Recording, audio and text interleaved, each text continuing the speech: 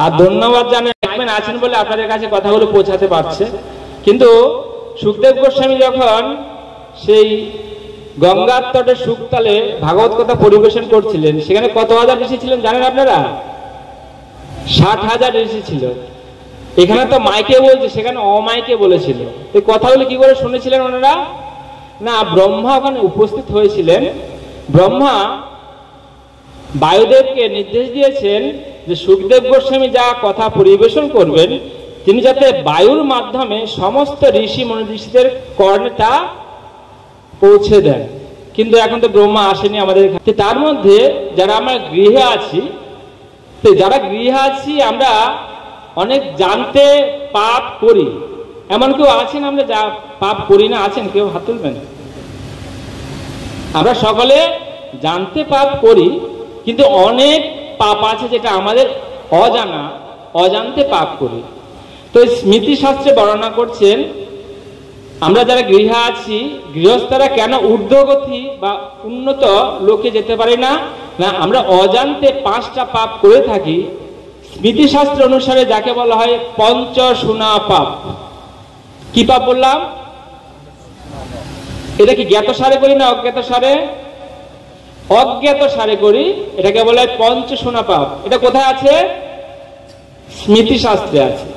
আপনাদের মনে প্রশ্ন আসতে পারে, না আমি তো পঞ্চশূনা পাপ করি না, তাহলে পঞ্চশূনা পাপটা কি? শাস্ত্রে বর্ণনা আছে পঞ্চশূনা পাপ কি।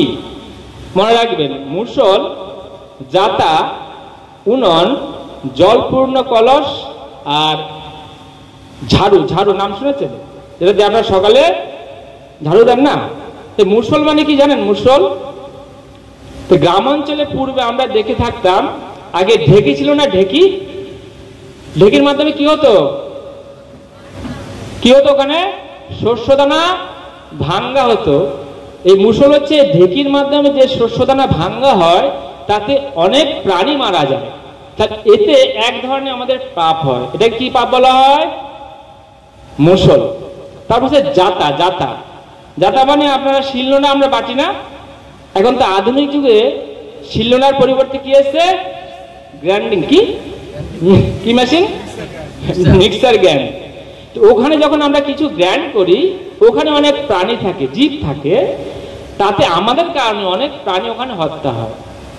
এটা কি হত্যা বলছে? জাতা হত্যা। কটা হলো? 2টো হলো। তারপর হচ্ছে উনন, ওই যে আমাদের রাঁধুনি মাতা রান্না করছেন, ওখানে অনেক প্রাণী হত্যা হচ্ছে। যখন আমরা অগ্নি সংযোগ করি, আগুন জ্বালায় রান্না করার জন্য, ওখানে অনেক প্রাণী বা জীবাণু থাকে, আমাদের কারণে ওই জীব হত্যা হয়। এটা এক ধরনের পাপ হয়। কটা হলো? 3টা। তাহলে মুসল, জাতা, উনন আর কলস। আমরা কোন কলসে যখন জল ঢালবো, তার আগে কি জলটা কি, কলসটা কি থাকে? ভর্তি থাকে না ফাঁকা থাকে? ফাঁকা থাকে। তো ওখানে অনেক বায়ু থাকে, বায়ুর মধ্যে মিশ্রিত অনেক জীবাণু বা প্রাণী থাকে। যখন আমরা জল ঢালবো, তখন ওখানে অনেক প্রাণী মারা যায়। কটা হলো? 4টে। তারপর হচ্ছে ঝাঁটা, বা আমরা ঝাড়ু দিই। সকালে ঘুম থেকে উঠে মায়েরা কি করেন? ঘর ঝাড়ু দিই কিনা? যখন আমরা ঝাড়ু দিই, তখন এই ঝাড়ুর মাধ্যমে অনেক জীব মারা যায়। তাহলে কটা হলো?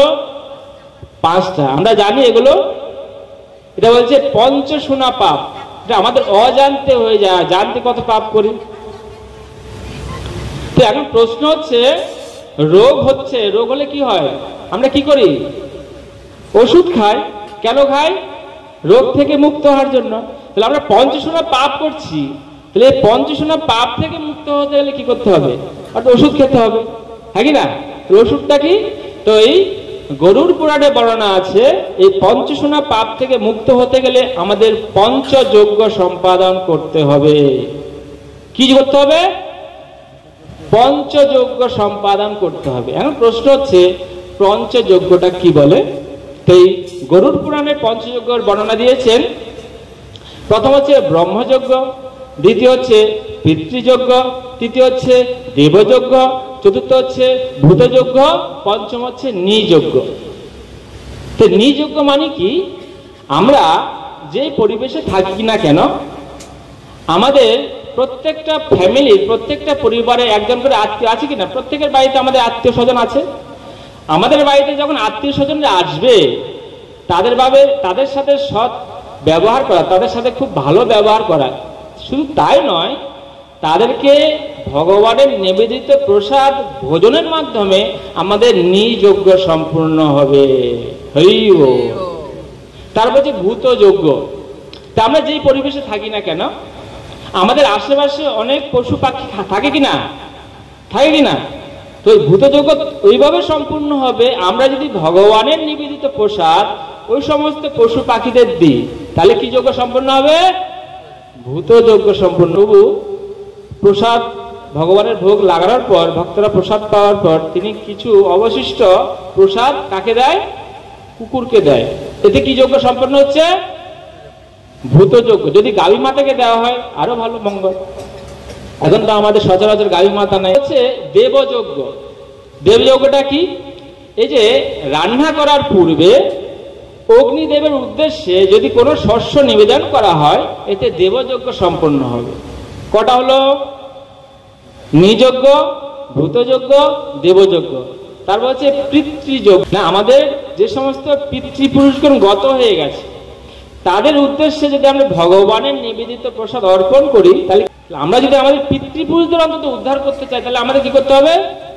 ভগবানের প্রসাদ তাদেরকে অর্পণ করতে হবে। আর ভগবানের প্রসাদ অর্পণ করতে গেলে কি করতে হবে? আমাদেরকে আগে প্রসাদ বুঝি হতে হবে। আর কতজন সাপোর্ট করেন? তাহলে ভগবানকে ভোগ লাগাতে হলে কি করতে হবে? নিরামিষ রান্না করতে হবে, সেটা ভোগ লাগাতে হবে, সেটা প্রসাদ হবে। আর সেই প্রসাদ যদি আমাদের পিতৃপুরুষদের উদ্দেশ্যে অর্পণ করি, তাহলে কি হবে? আমাদের যে সমস্ত পিতৃপুরুষরা গত হয়ে গেছে তাদের উদ্যোগতি লাভ হবে। কটা হলো? 4টে। লাস্ট হচ্ছে ব্রহ্মযজ্ঞ। তো শ্রীমদ ভাগবতের প্রথম স্কন্ধের 2য় অধ্যায় 11 নম্বর শ্লোকে সুত গোস্বামী বলছেন, ভগবানকে 3 ভাবে জানা যায়। বদন্তি তত্ত্ববিদস্তত্ত্বম যৎ জ্ঞান অদ্বয়ম ব্রহ্মেতি পরমাত্মেতি ভগবান ইতি শব্দতে। ভগবানকে কভাবে উপলব্ধ হয়? ব্রহ্ম, পরমাত্মা আর ভগবান। তো যারা স্বয়ং বিভূর শ্যামসুন্দর মুরলীধরের উপাসনা করেন, অর্থাৎ সকাল সন্ধ্যায় তার উপাসনা করেন এবং সকাল সন্ধ্যায় শ্রীমদ্ ভাগবত অধ্যয়ন করেন, সকাল সন্ধ্যায় শ্রীমদ্ ভাগবত গীতা অধ্যয়ন করেন, এতে কি যজ্ঞ সম্পন্ন হবে? ব্রহ্মযজ্ঞ সম্পূর্ণ হবে।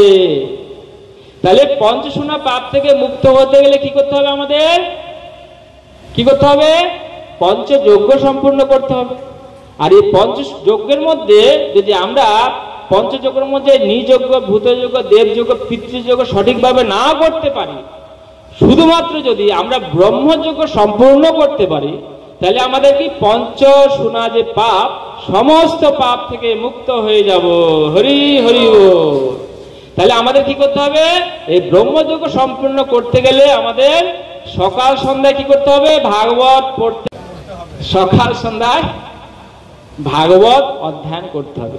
আপনি যুদ্ধ করতে গেছেন, হাতে অস্ত্র নেই, কি করে আপনি যুদ্ধ করবেন? হ্যাঁ কি না? এখন সকাল সন্ধ্যাতে আমি ভাগবত পড়বো, যদি না থাকে কি করে? আমরা কি পঞ্চশূন্য পাপ থেকে মুক্ত হতে চাই? কি বলেন? সকলে বলুন হ্যাঁ কি না? না জোরে। তাহলে পঞ্চশূন্য পাপ থেকে মুক্ত হতে গেলে আমাদের কি করতে হবে? ব্রহ্মযজ্ঞ করতে হবে। আর ব্রহ্মযজ্ঞের মধ্যে প্রধান হচ্ছে আমাদের শ্রীমদ্ ভাগবতম সকাল সন্ধ্যায় পড়তে হবে। আর যদি সকাল সন্ধ্যায় আমার ভাগবত অধ্যয়ন করি, তাহলে কি হবে না, শ্রীমদ্ ভাগবতের প্রথম স্কন্ধের 3য় অধ্যায় 29 নম্বর শ্লোকে সুত গোস্বামী বলছেন যে জন্ম গুজ্জং ভাগবত য এতৎ প্রায়ত নর সায়ং প্রাত ঘৃণ্যন ভক্তা দুঃখ গ্রামাদি মুচ্যতে। যে জন্ম প্লাস গুজ্জ, জন্ম মানে কার জন্মের কথা বলা হয়েছে? ভগবানের। এটা অত্যন্ত গোপনীয়। সেটা কোথায় আছে? ইতিহাসে না ভূগোলে? ভগবানের এই যে অত্যন্ত গুরুত্বপূর্ণ গোপনীয় জন্মের কথা কোথায় আছে? ইতিহাসে না ভূগোলে? জয় ভাগবত মহাপুরাণ কি? তো জন্মগুজ্জং ভাগবত য এতৎ প্রায়ত নর। তাহলে ভগবানের আবির্ভাবের কথা ভাগবতে আছে, য এতৎ প্রায়তনর, যে মানুষ প্রায় কি করেন সায়ং প্রাত। সায়ং মানে এখন কোন সময়?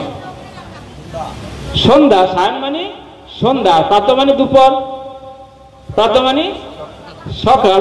তাহলে আমি একটু আগে কি বললাম, ব্রহ্মযজ্ঞ সম্পূর্ণ করতে গেলে কি করতে হবে? সকাল সন্ধ্যা ভাগবত পড়তে হবে।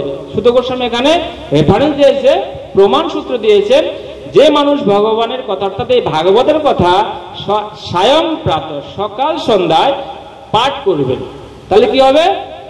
দুঃখ গ্রামাদিমুচ্যতে। আমরা ছোটবেলায় সিলেট ব্যবহার করেছি না? সিলেটে কি দিয়ে লিখতাম? পেন দিয়ে, তাই না? কি দিয়ে লিখতাম? পেন্সিল দিয়ে। ধরুন আপনি লিখলেন আম, আম লিখতে হয়ে গেল অজগর, তাহলে আপনি কি করবেন? ওটাকে মুছে দেবেন, তাই না? যদি মুছে দেওয়া হয় আর থাকে লেখা? তাহলে আমরা যদি ভগবানের কথা যেটা ভাগবতে আছে সকাল সন্ধ্যায় পাঠ করি, তাহলে কি হবে? সায়ং প্রাত। কখন করতে হবে? সকাল সন্ধ্যা। তাহলে কি হবে?